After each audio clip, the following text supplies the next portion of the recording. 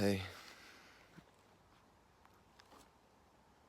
it is a autumn day in 2018, grey skied England. Just out getting some air.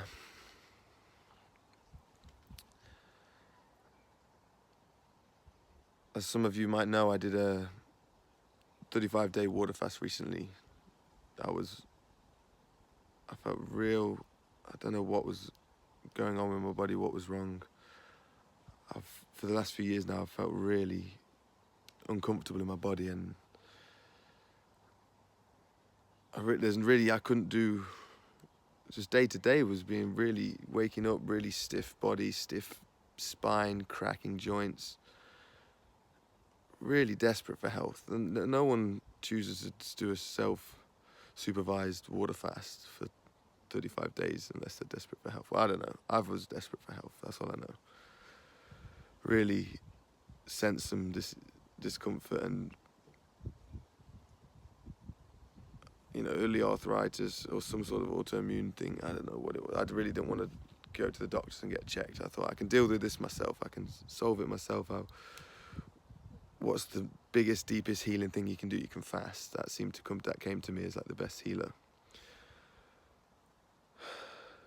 So if it was just a little bit, I want to feel a bit better, feel a bit whatever, I'll do 2 days, 3 days a week maybe, but I was going in. I wanted to commit, heal my body deeply.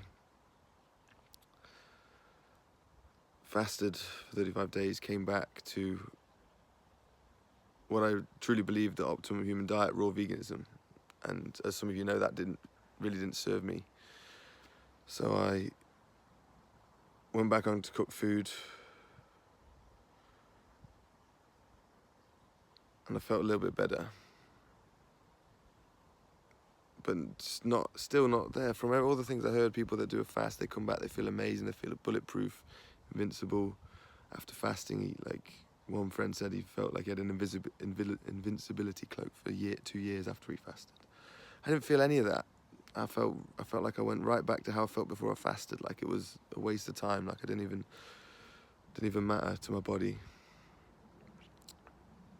And that's when you get desperate. That's when things really take a turn, because you've just done the thing you believed you needed to do to heal, and it's not healed you.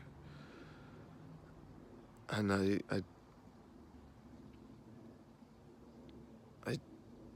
took a step in the direction. The very last thing I would ever, something I thought I'd never do. And that's turned towards potentially eating an animal product. And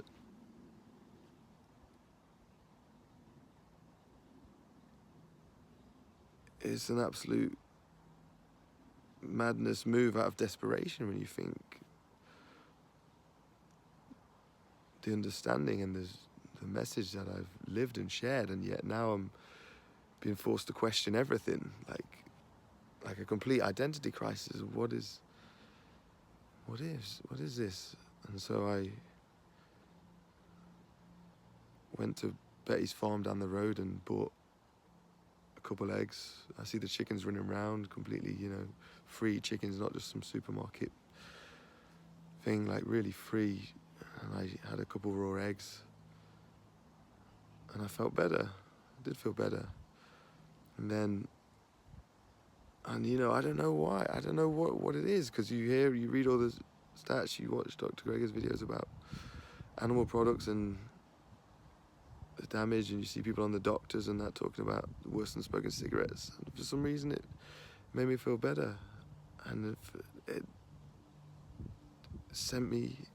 I'm like, whoa, like questioning everything, question everything. A few days later, bought some wild caught salmon and tried that. And this is so like.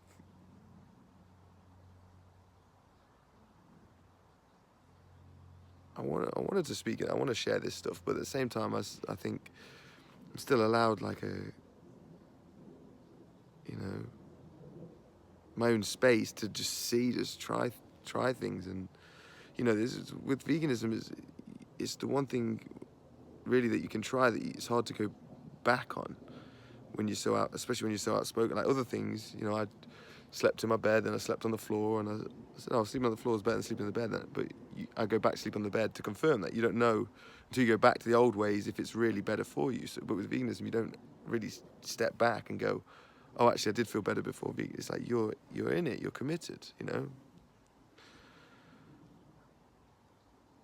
So it's never, you know, never thought in my life that I'd do that again. But it's something out of desperation led me to try that, and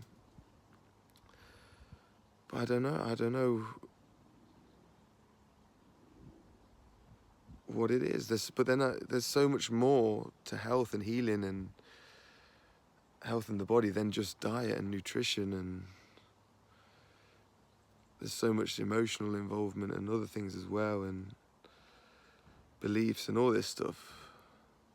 But I just wanted to be honest and share that. Now you know, like I say, you go back to sleeping on the floor, you sleep on the bed, you sleep on the... I've come back to veganism. I don't know, you know, I just want to say sorry to the community for...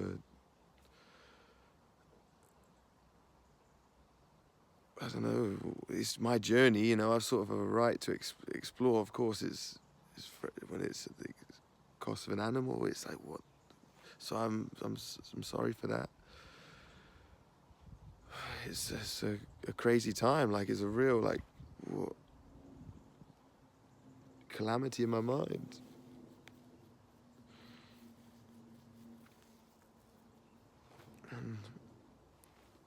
But we're gonna give it a shot. Explore some other avenues. There's so much more to explore and delve into. I'm gonna get lots of steamed veg and up the fats and just keep exploring that. But I just felt it needed to be shared.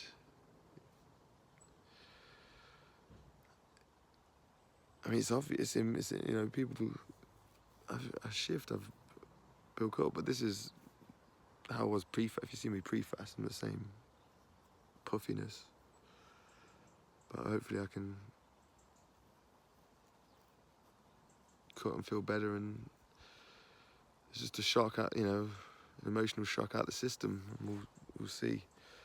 But yeah, back on it. If you got any advice, any what it could have been, let me know. But man, I'm just one human on my journey, and just hope you can understand that, you know. But that's it. I love you all. Godspeed.